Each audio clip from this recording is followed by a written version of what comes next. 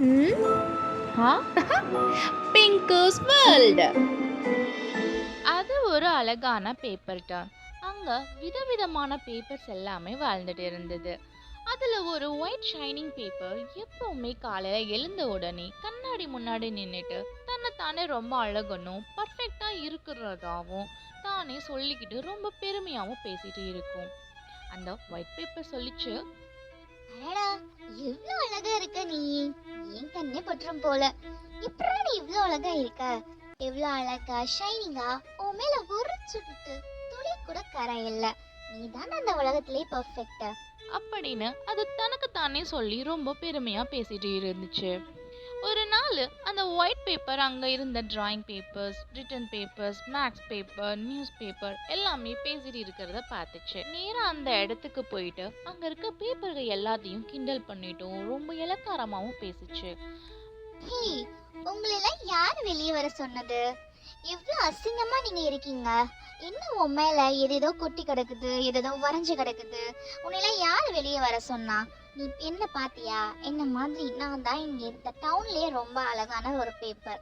அது உங்களுக்கே தெரியும். இருந்தாலும் நான் சொல்லணும்னு அவசியம் இல்லை. இருந்தாலும் நான் சொல்றேன், தயவு செஞ்சு நீங்களாம் வெளியவே வராதீங்க. அப்படின்னு அங்க இருந்த எல்லா பேப்பர்களையுமே ரொம்ப அலட்சியமா பேசிட்டு அந்த பேப்பர் போயிடுச்சு.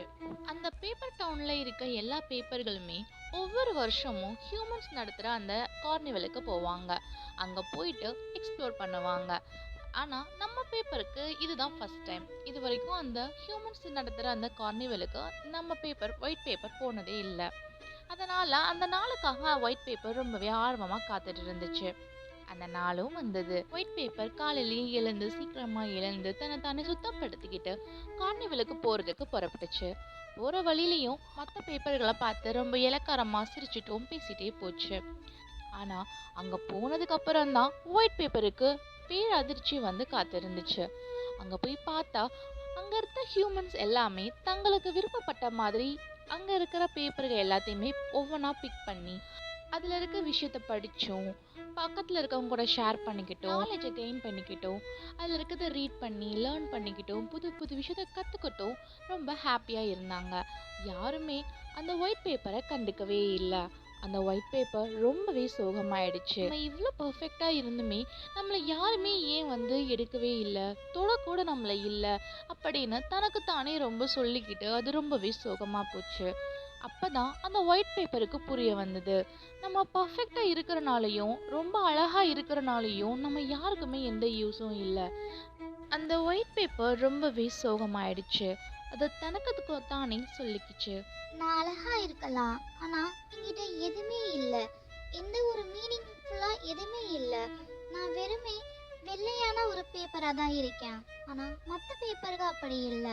அந்த பேப்பருக்குள்ள நிறைய கனவுகள் இருக்கு, நல்ல எண்ணங்கள் இருக்கு, நல்ல ஓவியங்கள் இருக்கு. அந்த மாதிரி ஒவ்வொரு பேப்பரும் தனிப்பட்ட திறமை இருக்கு. ஆனா என்கிட்ட எதுவுமே இல்ல. அப்படின்னு சொல்லி ரொம்ப சோகமா அந்த கார்னிவலுக்கு நடுவுல ஒரு அமைதியா உட்கார்ந்துட்டு இருந்துச்சு.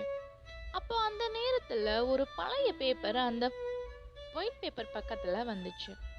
அப்போ அந்த பழைய பேப்பர் சொல்லிச்சு, அழகு அப்படிங்கிறது வெளிய மட்டும் இல்ல. உண்மையான அர்த்தம் அது உனக்குள்ளதான் இருக்கு. உனக்குள்ள அது எப்ப எழுதப்படுதோ, வரையப்படுதோ, இல்ல யாராச்சும் எண்ணங்கள் அதுல செதுக்கப்படுதோ, அப்பதான் அது உண்மையான அர்த்தம் வரும் அப்படின்னு சொல்லிச்சு. அந்த நேரத்துல ஒரு குட்டி பொண்ணு அந்த ஒயிட் பேப்பர் பக்கத்துல வந்து அந்த ஒயிட் பேப்பரை எடுத்து தன்னோட பேக்ல இருந்த கிரையான்ஸால அந்த ஒயிட் பேப்பர்ல அழகான ஒரு ஓவியத்தை வரையுது. வரைஞ்சு அவ அவங்க அம்மா கூட அதை பகிர்ந்துக்கிறா. அப்போதான் அந்த ஒயிட் பேப்பர் தனக்கு தானே தான் முழுமை அடைஞ்சதா உணர்ந்துச்சு. அந்த ஒயிட் பேப்பர் மெதுவா சிரிச்சிட்டு சொல்லிச்சு, நான் இப்பதான் பர்ஃபெக்ட். வெளி தோற்றத்தை வச்சு நம்ம எப்பயுமே எடை போடக்கூடாது. உள்ள மனசு ரொம்ப சுத்தமாகவும் ரொம்ப அழகாகவும் இருக்கணும். அப்பதான் நம்ம வாழ்க்கையும் ரொம்ப அழகா இருக்கும். எண்ணம் போலதான் வாழ்க்கை. The end. உங்களுக்கு இந்த ஸ்டோரி பிடிச்சிருந்துச்சுன்னா சேனலை லைக் பண்ணுங்க, ஷேர் பண்ணுங்க, சப்ஸ்கிரைப் பண்ணுங்க. It's me pink. பாய்.